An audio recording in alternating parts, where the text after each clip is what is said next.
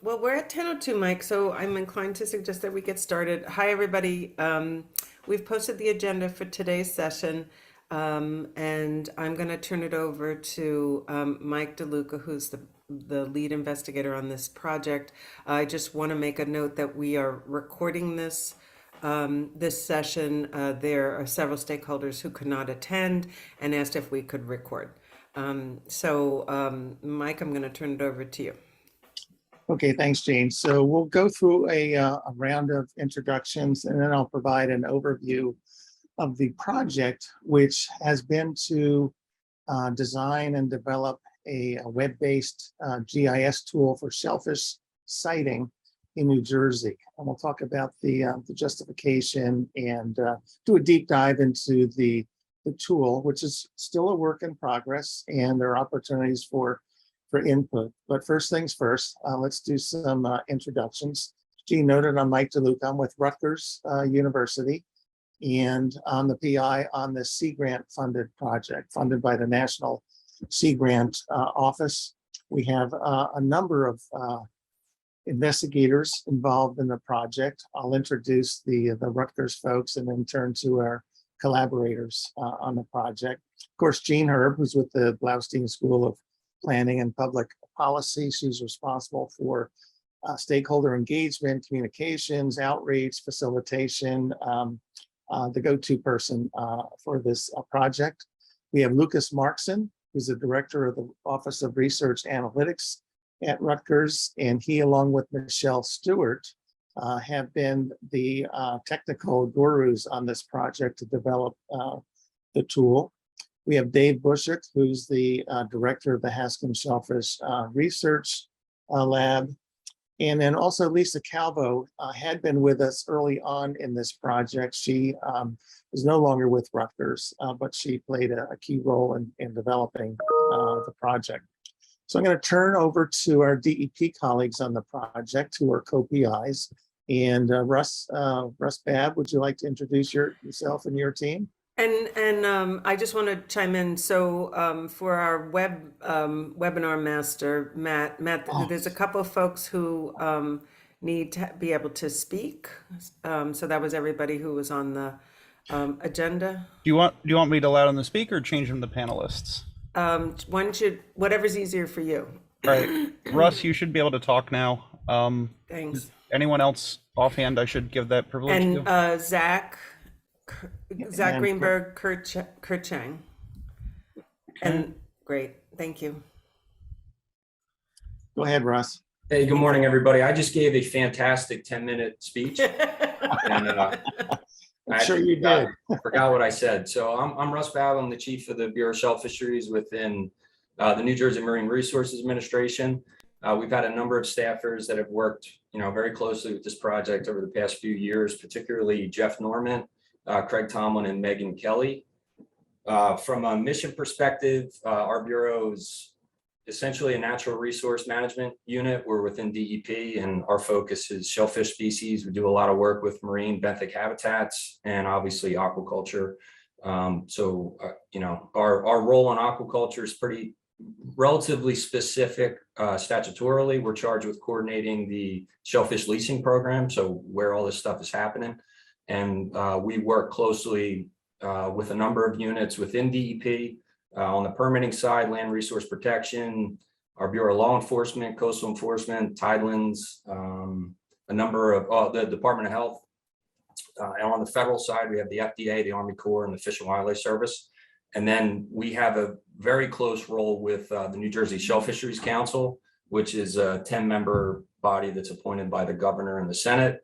That's divided into two distinct councils, the Atlantic Coast and Delaware Bay section. And they have a very significant role in the leasing program and aquaculture policy as well. So thank you. It's good to be here. Thanks. And any of you folks who have speaking permission also should have permission to put on your camera so people can see your lovely faces. Zack? Great. Thanks, Jeanne. Can you hear me okay? Yes, but I can't see you. That's okay. I'll keep moving here. So for folks who can hear this voice, my name is Zack Greenberg. I'm a program officer with the Pew Charitable Trust. We Pew is providing some additional funding and support to this project directly to Rutgers and PDE to help expand the project to include areas for shellfish and SAB restoration, and something that we will get into later in the program this morning. But just a little quick background on Pew.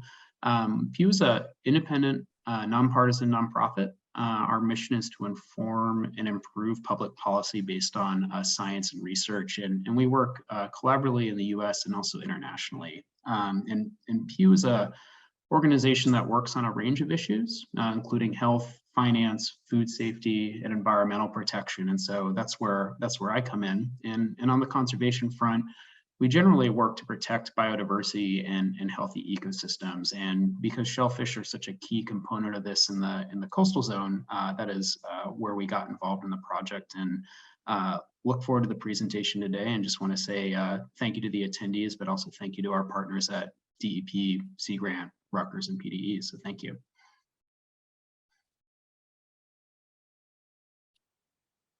Okay, I think Kurt is up next. Hi, everyone. My name is Cheng, and I'm the Shellfish Programs Manager at Partnership for the Delaware Estuary, aka PDE.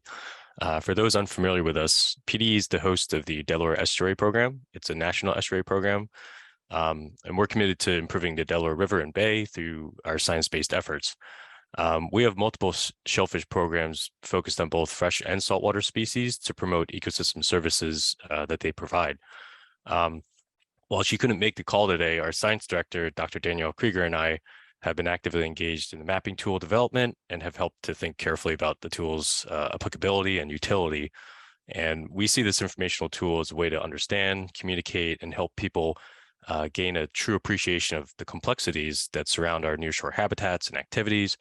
And we're particularly interested in how changes in climate and other ecological and social factors will eventually shape the future of shellfish habitats and resources everyone on this call is interested in. So thanks. Okay, thank you, Kurt. Thank you, everyone. So we have a very diverse project team with broad expertise, and we needed that to develop this tool. I'm going to pull up my slides, see if I can shoot.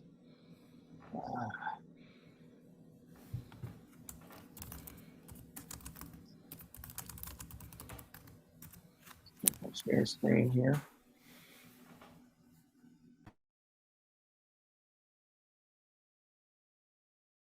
Can you see my screen? Yes. Okay, good. Yep, all good. Oh boy, that's the end of the slideshow.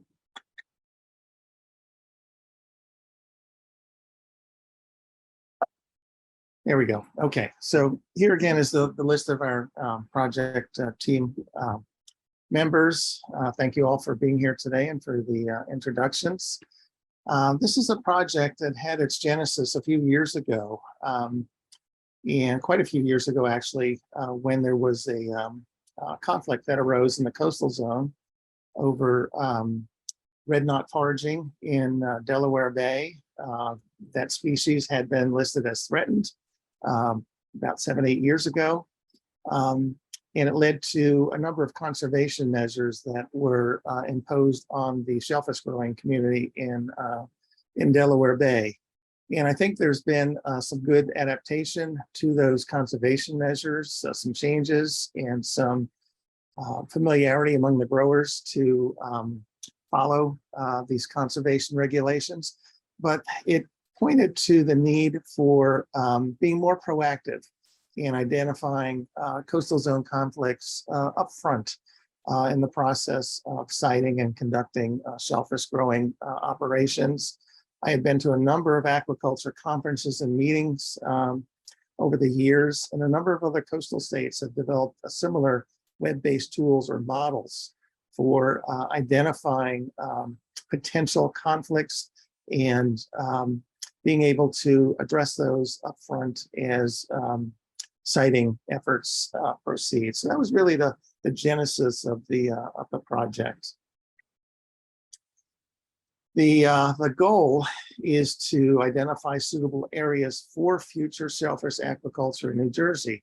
which has been a growing concern in the coastal zone, has a lot of benefits to the environment as well as to the economy. So the key here was to identify potential use conflicts and to pull together a variety of data layers that could enable us to view activities in the coastal zone. And we'll go through some of these data layers in more detail, but some of the things that we looked at were hydrology, man-made obstructions, climate and environmental data. We actually have some sea level rise projections included in the tool.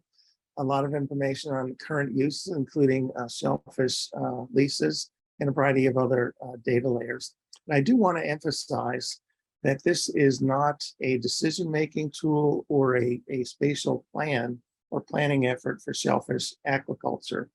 Our interest has been to provide a data-informed tool that shellfish growers can use, that resource managers can use, that other folks can use to inform their potential activities in the coastal zone related to shellfish aquaculture.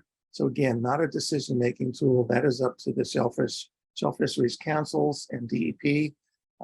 Growers still have to go through that process for permits and leases, but at the very least, they can begin to identify some areas that may be better suited than others for shellfish aquaculture. We've had two advisory committee groups or mechanisms throughout the project. One is a technical advisory group, and these are primarily researchers from a variety of institutions and nonprofit organizations that have a lot of expertise in working with large data layers. And so they've been advising us on the structure of this tool, as well as identifying useful data layers that should be included in the tool.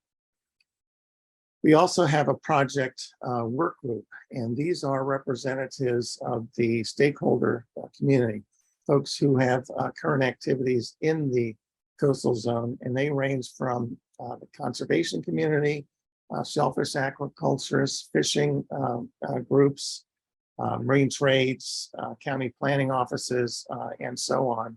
And both of these groups have been engaged in the project throughout the several years that we've been working on this and providing regular input on the tool itself and helping us ensure that it is usable by a broad, diverse audience and includes the data layers that are useful for stakeholders. So some of the data layers that we'll discuss today are some of the existing aquaculture, habitat, environmental factors, navigation, regulatory areas. Lucas Marxen is going to describe how you can download the information, print maps, save it, share it with others. And I do want to mention that these data layers are generally available on public platforms or on DEP platforms. Our interest was in pulling all this data together in one place, one-stop shopping, so to speak. And let's see. I think at this point, I'm going to turn it over to Lucas unless there are any questions. But Lucas will run through several of the data layers and talk about the structure and utility of the tool. So let's just pause a moment, see if there are any questions up front. Yeah, and folks, you can either put any kind of questions in the chat, or if you want to raise your hand using the hand raise function on Zoom, we can unmute you and give you a chance to ask any questions. Are there any questions now in terms of the background on the project? We have a question from Nick Brown. Matt, how do you want to do this? Do you want to unmute someone when I call their name? Sure, we can do that. Okay, so Nick Brown has a question. He's raised his hand. Okay, go ahead, Nick. Hi, I just want to let you guys know that the chat is disabled, so we are not able to type questions at the moment. Ah, okay. Thanks, Nick. Yeah, sorry, thank you. Matt, suggestions for us? Should we just do hand raises? Hang on 1 second. Okay. Try it now. The chat should work now. It does work. Thank you. All I right. appreciate it. So if Very you guys good. have questions, you can type them in the chat. I'll keep an eye on the chat, or you can raise your hand and we'll call on you. So with that, we'll turn it over to Lucas and Michelle. Okay, I'll stop sharing. Thank you. Lucas, you can bring up your internet connection. All right, thank you, Mike. Good morning, everyone. So I'm going to give you guys a run through of the tool and kind of show you some of the different functionality it provides, as well as some of the different data layers we've added. You can see here, the first thing you come when you get to the tool is just our little pop-up talking about the uses for the tool and where to contact more information. So the tool's laid out, it's a mapping-based tool. Your main functionality is here on the left-hand side of the menu system. I'll just kind of go over briefly some of the functions, then we'll go into some of the data layers. So first section, there's map layers where you can add the different data sets we've added to the map. We do have an import data feature. This is an interesting new feature that allows you to add external data sets that maybe haven't been included in the map that you may find interesting. You can either do this by providing a link to an online map service, or you can actually use, if you have an ArcGIS Online account, you can actually sign into your ArcGIS Online account and pull in any data set you have available from there. So just kind of show for a demo, I did go to like the New Jersey Open Data Portal, and I found this data set on saltwater fishing access sites in New Jersey that might be interesting. If I come down here to their API resources, I can simply hit the copy button under GeoService. I can paste it here. That last section, and you can say find layers at URL. You'll see it finds the saltwater fishing access sites. I can hit the plus button to add it to my map. And now those are added to my map. I can click on them and see information about all those specific fishing areas. These actually will say, you'll see when we go to the map layers layer, there'll be a separate section specifically for custom added layers. So you can turn those on and off and add them back at any point in time when you're interested. We have the ability to change different base maps. So you can switch between a variety of different sources, including satellite imagery, topographic, ocean-based maps, whatever you might find useful if you're using the tool. We do have a find location feature, which allows you to find, to do a search for specific locations to find them more easily. So we can say, like, we're interested in, like, say, Port Republic, New Jersey. You'll see it automatically zooms into that area on the map, and we can kind of move out area to see the bay and ocean front area there. We also have a save, share, print function. This allows you to you can actually create a temporary link that you can send to someone, which will allow them to open the application with exactly the same map layers you had loaded, the same map view, everything, so they can kind of see exactly what you were looking at using the application. We have a more permanent save your map feature, which will create a permanent link that you can then save and use it to access the map from wherever you saved it at any point in time. And we have a print your map feature where you can basically output the map as either a PDF or various image formats. You can add a title and provide you a nicely formatted map that you can print out or save. You'll see the legend section here. It automatically populates with whatever data we've added to the map. And then we've added a feedback section where you can contact us to provide us any information or any comments or questions about the application as you're using it. Final thing I'll show on the right-hand side here is our layer control. So here's where as you add data to the map, you'll see it appear in this section here, and for each one you can kind of expand it. You can turn the layers individually on and off. You can also change the transparency of the layers, or you can remove them entirely from the map. So I'm going to remove this one for now, just so we can have a clean map to work with. Going into the map layers, we've organized the different data layers that are used in the application to a couple different categories. We have existing beds, regulatory layers, navigation layers, habitat and environmental layers, public access and recreation areas, and then you can see here your imported data layers, which you can see the one I added previously is still there available for us to add if we want. Within existing bed, the category, you'll see we have things such as aquaculture development zones, specific areas within the Delaware Bay, hand-tonging areas, which I believe we have some in this area, which might show up. Oh, nope, different area, sorry. You can add things such as the shellfish leases within the state, so you can see those appear on the map, and then also some of the bigger lease sections if you wanted to.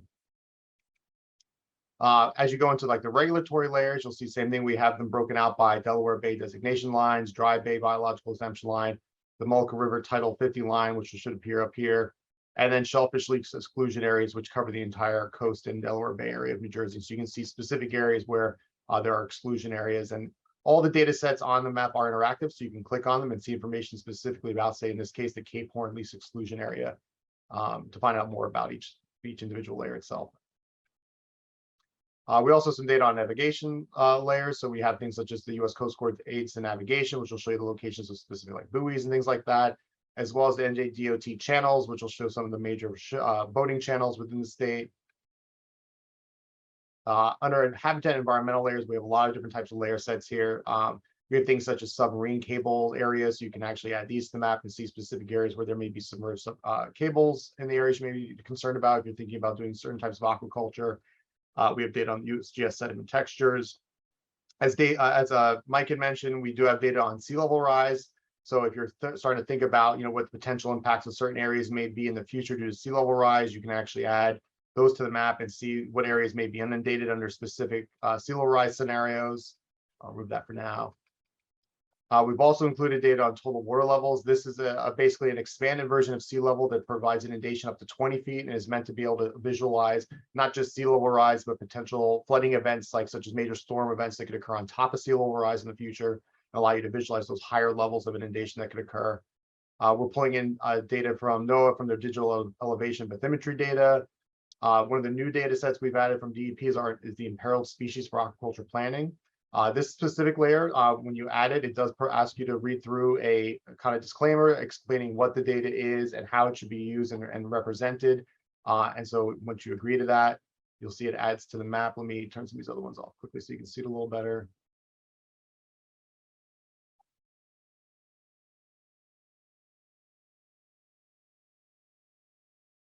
So you can see here, if we pull up the legend, it basically shows areas of concern, low, medium, and high. And for each one of those, as you click on it, it provides information such as the level of concern and the period of concern. So what dates that species of concern may be in that area. So at least gives you an idea of things you may need to consider when looking at specific types of aquaculture and to contact DEP for more information about how those may impact you specifically. We also have data on confined disposal facilities, which you can add to the map to see those areas. You see a few of them pop up here and there. We've included information on outfall locations, shellfish reporting areas. We have historical data on submerged aquatic vegetations. The historical data is primarily for Barnegat Bay, but we do have one older data set that's for the entire Atlantic coast, which you can add. You can see those areas appear on the map. And then we also have areas on the DEP shellfish water quality classification areas, which are useful for shellfish growth, and information on, say, wrecks and obstructions. Under the public access and recreation areas, we have public access points, which can be added to the map so you can see all the different public access points. And for each one, you can see information about such as whether swimming's allowed, fishing's allowed, whether there's a pier present or a marina, things of that nature. We also have some data on prime fishing grounds that are primarily out in the Atlantic Ocean area. So you can see where those are. Also information on our artificial reef sites. And then we have a data set from the Surfrider Foundation on surface water-based recreation. It's kind of a course data set that just kind of shows blocked areas, but it gives you an idea of the types of activities that have been reported to occur within that area. So in this case, kayaking is popular in this area.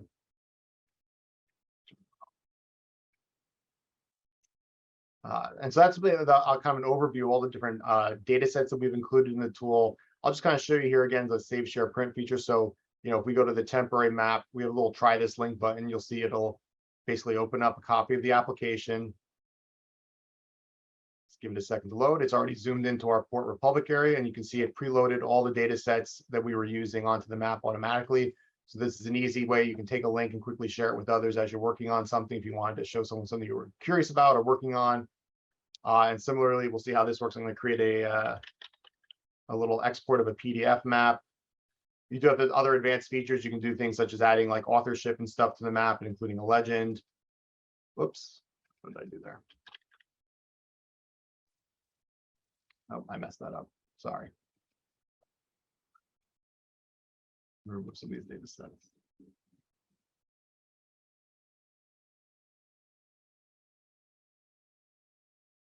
Nope, that one seems not to be working today. We'll have to go back and take a look at that. That one can be a little finicky sometimes with printing the maps. It does use an ArcGIS map source to do that. But like I said, you can see the legends automatically update with whatever data sets we have loaded here. So that's kind of an overview of the application. We are making some additional changes to it. It's considered in beta right now. We're nearing finalization of it. We're going to be doing some updates to a few of the data sets with DEP and kind of refining some of them. And then we have a few other little pieces of functionality and features that are going to be added over the next few weeks to a month. So, we're happy to, get any feedback, and I'm willing to open up to questions now. Yeah, Lucas, this is Mike. Let me just ask you to elaborate on a point. We view this as a living tool. Mhm. And can you comment on how these data layers will be updated as new information becomes available?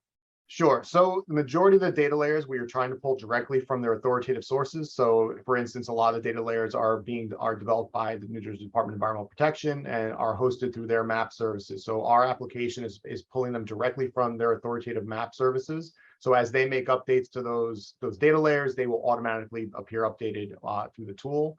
And other data sets are typically either not updated as frequently, and so those can be manually updated, between the DEP and the Rutgers team over time.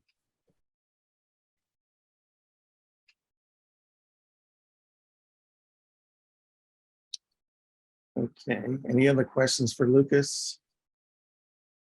So we've got some questions in the chat. What I can do is, Lucas, just give them a shout out to you. And then I'll also look and see if anyone's got their hands up. So, hi, Lee Lippincott. Lee Lippincott asks if you've considered licensed recreational shellfish harvester participation on an individual scale to grow oysters on a small scale, like one bag. And for some of the questions, we know that Russ Babb, Jeff Norman, Megan Kelly from DEP may want or need to answer, and then also other members of the team. There may be questions that come up as well that other members of the team are welcome to jump in on. Hey, Jeanne, I was trying to answer that in the chat earlier, Thanks, Jeff. but I couldn't get it to go. Okay. But shellfish leases are for commercial shellfish aquaculture only. That's what it's designed for, because it's actually a trade-off of the public trust, so it's releasing bottom to allow for commercial shellfish operations in the state. That's how it's always been set up. So we'll just leave it at there for right now. Okay. But how do you send? Is there a send button for the chat? You just press return. Just type your thing and press return. Okay. Type your answer and press return. Russ, I see your hands up. Yeah, I just wanted to piggyback on Jeff's response that, there's also, with respect to small scale growing of oysters, there's a lot of water quality considerations. There's the National Shellfish Sanitation Program. There's the model ordinance that the state's responsible for adhering to. And there's actually training that goes along with even a commercial shellfish harvester has to do training on safe product handling. So there's a lot of implications from a public health scenario that are important for growing, even in approved waters. There's that component. So that's probably why New Jersey is shied away from doing these real small scale individual single bag grow out situations. Okay. Great. Thank you. I'm looking to see if we have any other hands up. Sure. I'll just jump in quickly. So I must have forgotten to refresh my browser. We were making some quick edits to the site before the webinar today. So I did able to export a map here. You'll see that it opened up in the new tab. And so it provides a nice little PDF version of the map with the legend and scale and everything built in. And so you can download those easily and print them as well. Great. And I see we have a conversation going in the chat. So I'll let you guys continue that conversation that way. Yeah, if there's any other questions either about specific data sets or about the tool itself, I'm happy to answer any of those. Yeah, and if there's super specific questions like that, maybe the chat's most helpful. Sure. Any other questions in terms of data or the tool functions? Can I jump in on that? Absolutely. Go for it. It's kind of not feasible to seed surf clams. Surf clams are kind of, through studies, you get large scale sets that happen and sometimes they don't. Survivalship of seeding would be astronomical to try to seed something like that. Even the hatchery capacity to do something like that, and whether or not they will survive or not depends on environmental conditions that happen every year. So it's not really a feasible thing to seed the wind energy areas or any areas really for surf clam, unless it's kind of like it's unless you kind of develop some kind of aquaculture stuff, which mainly would have to be manageable too. So it's not really a feasible alternative. Yeah, so let me follow up on Jeff's comments. At Rutgers Aquaculture Innovation Center, we have been working on optimizing the culture of surf clams for grow out in coastal waters. Typically, these are a deep water offshore clam. And so we've been doing some selective breeding to enable them to survive in more shallow, warmer waters. We've had some pilots with growers to grow them out in Barnegat Bay, Great Bay. And so we are actually producing seed surf clams for the industry to grow out to diversify their product line, if you will. So it's still a nascent effort, but it is something that is emerging in New Jersey and elsewhere in the Northeast as well.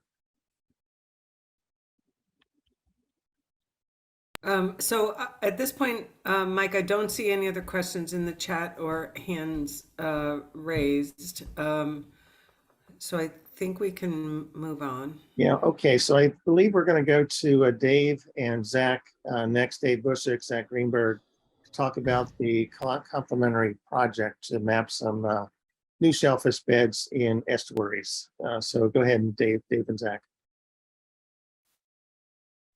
I think, Dave, I'm going to give a quick intro and then turn it over to you. Awesome. Great. Well, just, again, you can see me. My name is Zack Greenberg. I'm a program officer with the Pew Charitable Trust, Conserving Marine Life in the U.S. project.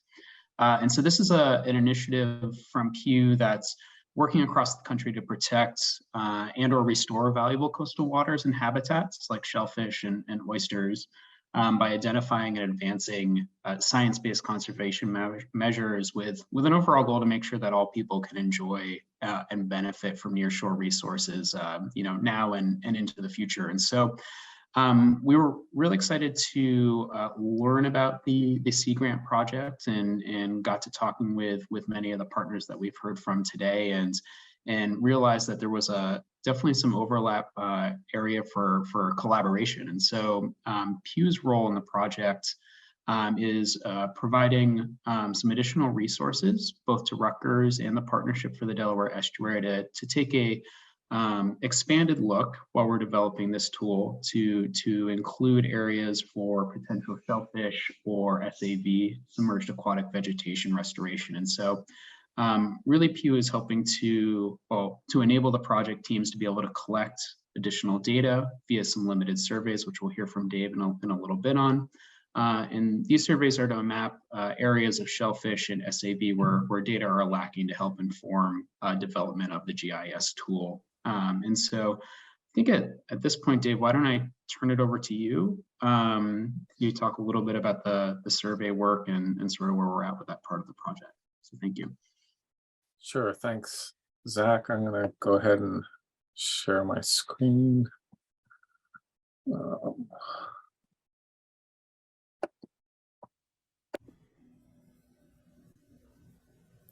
Yeah, you're up, Dave. I'm up. Yep. Yeah. If you want to go to, do you want to go to slideshow? Yep. Okay. All right. You're good. Yep. Mm-hmm. Well, we can see your second slide. So do you want to go to? All right. There you go. Yep. You're good. Okay. All right. So thanks, Mike, Jeanne, and Zack, and Russ, and everybody that's been participating on this. So as Zack mentioned, the Charitable Trust has interest in conservation of valuable resources and habitats, and oysters represent both of those. Zack and the Pew staff have been working actually nationally to restore, enhance, and protect oyster resources and their habitats, primarily for the ecological services that they provide, but also for their economic value as a farm product or as a fishery also. And they knew of our work at the Haskin Lab with the Partnership for the Delaware Estuary and with the DEP Bureau of Shell Fisheries. And so we sort of moved forward in this collaborative effort here. There were two sort of primary objectives that aligned with the Sea Grant project that you just saw. And essentially we were supporting that project but rather than focusing on aquaculture siting, it was on restoration and enhancement siting in areas where we can work on habitat value and water quality, shoreline protection, those sorts of objectives. So we joined forces with the Sea Grant project. As Zack said, Pew provided support to also help develop the tool. So some of the funding for the folks that were working on creating the tool was provided through them. And then our objectives were to specifically help develop this inventory of the existing data related to shellfish and also SAV and climate issues and any other relevant data. And then identify research needs sort of through a kind of a gap analysis, if you will, that would then assist with planning, management, restoration activities, and then try and acquire some of that data. So that's what I'm really going to focus on here. So our intent was to work across the state, but of course our funding began in 2020 just as COVID hit. So that sort of restricted our efforts quite a bit. Since we're located in the Delaware Bay, we started focusing on that area there. And the DEP in particular had interests in the resources that are unmapped in there. So we have quite a bit of data on the fishery population there. It's really well documented. We have estimates of how many oysters there are actually in the fishery itself and how they're manipulated and harvested and whatnot. And ways that the industry enhances them and the state works with the industry. So that's very well documented. There's a little bit less data on areas we call the tongers grounds. So there are smaller commercial fishermen that go out with hand tongs, and those are that fishery primarily occurs in these areas that are sort of yellow coded on this map. This is the shellfish classification map that Babb mentioned with the ISSC and the model ordinance. So the areas that are blue are good clean waters that are approved for shellfish harvest year round. And then as the colors change to, the worst one is red, I guess, and they're prohibited because of contamination levels, predominantly of bacteria, but also other contaminants that may be in the waters that can make people sick if they were to eat the oysters. So that's how the harvesting is one of the main things about how harvesting is regulated, is whether or not the waters are clean, that the oysters are filtering, so that when people harvest them and eat them, they're safe for human consumption. So in those tongers areas, I said we didn't have quite as much data, but then in the tributaries, particularly in those ones where they're prohibited waters, we know there are oysters in there, but we don't know how many or necessarily where they are. We know that they contribute to the fish populations. We know they provide habitat, they filter water on the way to the bay. And so these may represent potential areas for conservation. And so that was sort of our objective in identifying these tributaries we would look at. So in this collaboration, the DEP led the way on it, and they have a really nice sophisticated sonar system that they tow behind their research vessels. And it produces maps, as you can kind of see here. So the one on the left side of the screen is a sonar image that they get from that. And then there's a bottom profile produced on the right side of the screen. And these images help us identify the bottom type that's there and potential areas of hard bottom where there may be viable oysters on there. This is an example from Stowe Creek in Delaware Bay. And then we use this information to go behind them. And we have a less sophisticated system on our smaller research vessel. And we use that information to kind of calibrate it. So you can see on the left-hand side here the kinds of data that we got, which we then calibrated against what they were seeing. And then our system also has a side scan sonar, and you see an image of that on the right here. And the side scan sonar image allowed us to identify areas where there was a lot of debris on the bottom that we might, if we were going to put down a sampling device, maybe we were using a small oyster scrape, might get caught on that. We didn't want to do that. But also identify areas where there were these pock marks that were possibly representing oysters. It could just be rocks on the bottom, it could be shell, it could just be lumps in the sediment. We weren't quite sure what they were, but we did ground truthing on here to do that. And so we would drop our small sampling dredge on those, and these are some of the examples of what we would come up with. So when we hit good areas, we might hit an area that had On the left-hand side here, you can see a dredge full of what looks like oysters and some close-ups of some oysters that we found. The oysters represented multiple size classes in many areas, indicating a healthy population that was recruiting with continuing recruitment. We found some areas that had old plantings of surf clamshell. We weren't sure where or when these were done, but surf clamshell was planted in some of these areas, and it's a traditional method in Delaware Bay, still used to help repopulate the fishing grounds. And these will collect spat year after year. You can see a small spat over on the right-hand image of this slide here, attached to a surf clam shell. And so as long as that shell remains intact, they'll continue to recruit spat on there. So we now have gone through and surveyed essentially most of the tributaries along the New Jersey side of Delaware Bay. So this is just a listing of all the creeks that we were able to get into. There are some smaller ones that we couldn't because they go dry at low tide or very shallow at low tide. And so we weren't able to get in and out of every single one of them, but the major ones we were.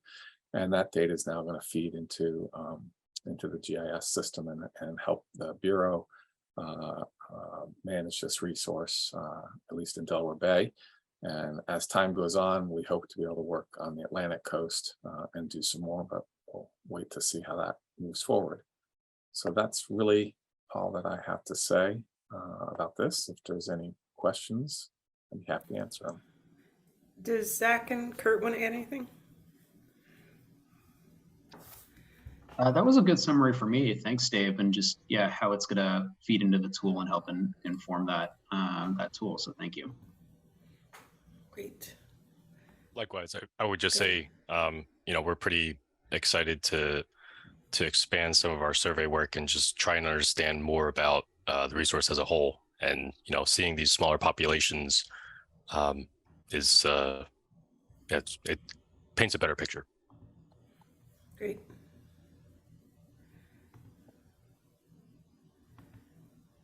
So this is an opportunity for folks to, why don't we first see if there's questions with regard to the field work that Dave and Zack and Kurt presented, and then we can just open it up for any other questions.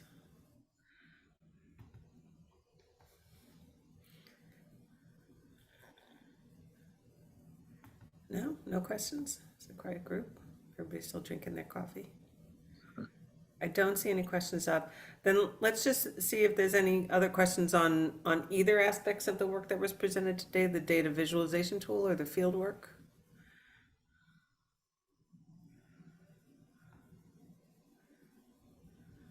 No? Mike, with that, how about if I turn over to you to wrap up?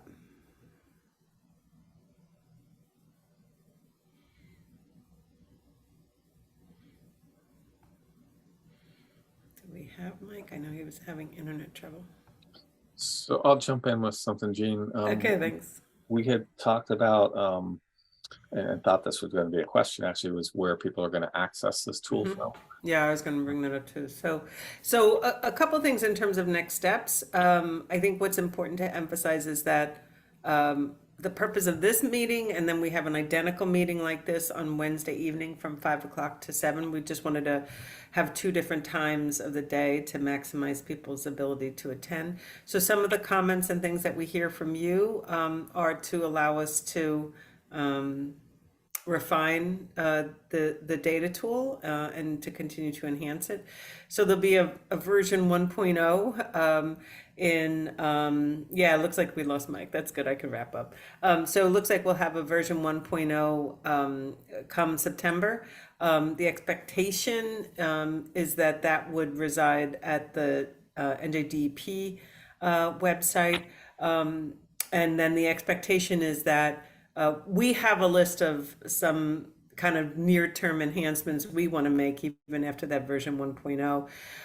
As we have these stakeholder engagement meetings, we're hoping to also identify some additional things to help enhance. We'll also be doing kind of a loop back to our project working group and our technical advisory group, again, to develop our agenda for sort of near-term enhancements that would take place after the version 1.0 is made available. So what we are committed to do for all of you is once the tool is, the version 1.0 is posted and available, we'll send, now that we know where to find you, because you've all registered for this webinar, we'll send everybody an email with the link so you know where to find the tool. We'll also send you the recording of today's session because a couple of you have asked for that. And that'll be your opportunity to see where the tool resides and then also to, continue to offer input in terms of its ongoing enhancement. Russ or Jeff, do you want to add anything in terms of next steps? Well, I will jump in on the hosting of the site. It's definitely going to be linked on our Fish and Wildlife website, which is undergoing some changes and actually was just soft launched within the last week or so. Okay. And I also wanted to point out, we also have we've been working on it for a while, a New Jersey commercial shellfish aquaculture website. We've been working on this thing for, it feels like half of my career, but hopefully that is launching within the next 2 to 3 weeks. The new website brings together all those state agencies, many of the ones in my intro I mentioned, state and federal agencies, basically anybody that's involved in oversight or permitting of aquaculture. It puts all of that contact information, all the relevant statutes and regulations into sort of one convenient website, rather than a grower or somebody interested in aquaculture having to go to 6 or 7 different places for that information. But DEP is hosting that website, but it's truly a multi-agency website. We're user testing it now, and again, I hope to have it live within a few weeks. I will get the emails from everybody that's on this site, and we'll do a blast out when we launch that site. So I just wanted to mention that. Thanks so much. I can access that site, so I can post it in the chat if you want me to, unless that's premature. No, that'd be great, Dave. I'm asking Russ. Russ, are you okay with that if we put in the chat?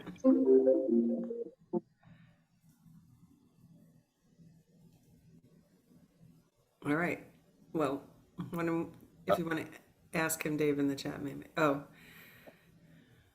I would hold off putting it in chat. Hold off? Okay. Yeah, we're still working out finishing kinks. some things. Yeah. Thanks, Megan. Mhm. Okay. All right. Any questions for the good of the order on anything that was presented today? I also want to give a thank you to Amanda Wenzel from the Department of Agriculture, who's been a member of the team here as well. And I see that Amanda's joined us. So a couple folks had sent me emails asking whether they should also attend the Wednesday at 5 o'clock stakeholder meeting. You're welcome to do that, but it's going to be the same meeting as today. We'll be walking through the same material that we walked through today. Again, we just wanted to offer the same identical content at an evening time to make it possible for other folks who can't come during the workday to attend. So you're welcome to do it, but you certainly are not likely to see new information. Okay. If you have comments, you are welcome to send them to me. You all, I'll put my email in the chat, but you also should have it because you received the invite. So you're welcome to send me comments and I will make sure they get to the team, but I'll also be sending out the recording from today. And then when we have the tool posted, we'll be sending out the link for you as well.